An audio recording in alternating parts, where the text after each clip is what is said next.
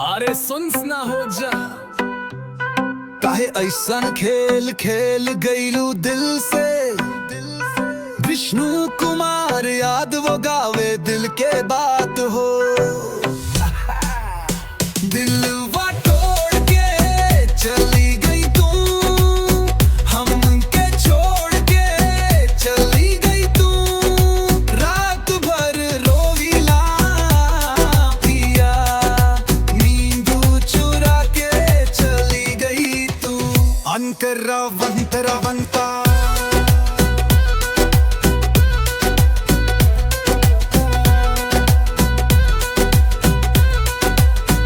जब से गईलू तू बुर होके, सुना बदल बघर रानन। तू हर बिना न लागे तू चो, टूट गईल बसा जनमन।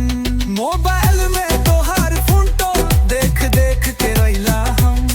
विष्णु तुम्हारे याद में बोले आज तू ही में जान बसल बा हम। दिलवा तोड़ के चली गई तू, हमके छोड़ के चली गई तू।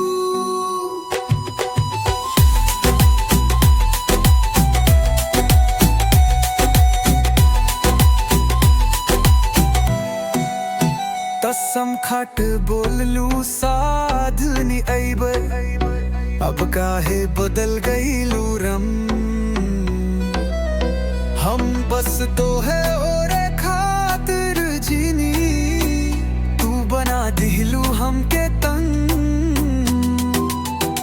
गांव शहर सब पूछे हमसे, कहाँ गईल तोहार प्यार। विष्णु कुमार याद रू के दिलवा, रोबो के भइल लाचार।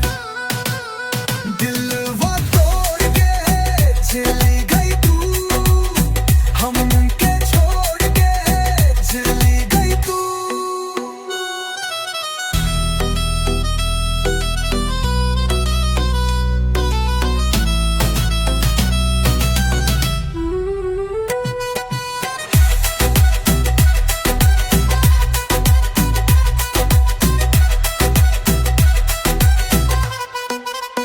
एक दिन याद कर आपस हमके, जब मिली है ना सच्चा प्यार।